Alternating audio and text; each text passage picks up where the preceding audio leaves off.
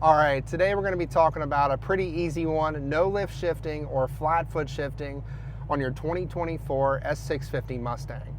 If you have a manual transmission, whether it be the MT82 in the GT or the Tremec in the Dark Horse, you have flat foot shifting. As with any OEM offered feature, there are a couple parameters that need to be kept in order for the car to keep itself from, getting damaged, and obviously keep yourself from getting hurt or anything like that. Now, this is a pretty cool feature that Ford has offered on the 2024 Mustangs with things like the drift brake and no lift shifting. There's a lot of technology packed into this car. So with that said, there are some parameters that need to be met in order to successfully use the feature on the car. One thing that I need to make clear from the get-go is if you are intending to no lift shift in your manual transmission Mustang, you're going to need to commit to it. And what I mean by that is you can't try to do it at 4,500 or 5,000 or even 6,000 RPM. These Coyotes are made to rev out, and I'm not exactly sure what the minimum RPM is in order for the no lift shift to work, but it's always worked for me above 7,000 RPM. And that's a safe bet. That's the best time to shift in these Coyote cars.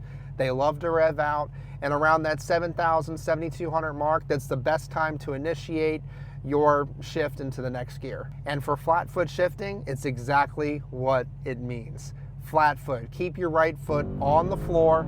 Don't partially lift or fully lift off. If you're intending to use this feature, the car will do it for you. The computer will do it for you and lift off the gas.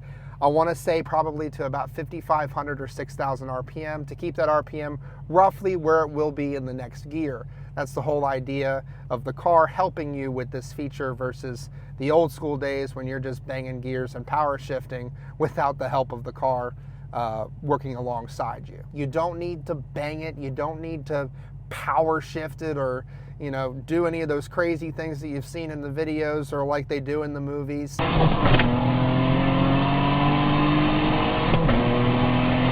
There are plenty of safeguards in place that if for some reason it doesn't work, you rev out the car or something along those lines, you're going to hit a rev limiter.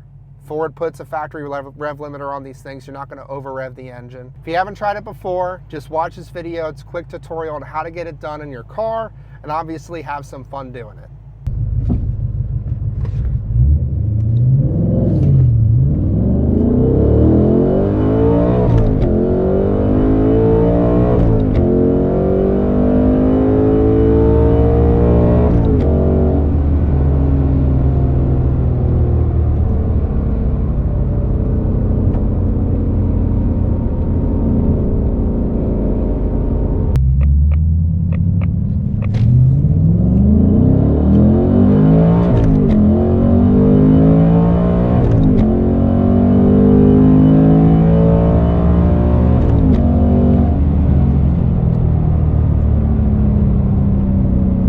Well, I hope you enjoyed this video. Comment below and let me know if you want to see any other tutorials or anything else about the S650 Mustang, Ford news, other mods I have planned for the Dark Horse. I'm all ears. Be sure to hit that like, subscribe button, that notification bell, and we'll see you next time.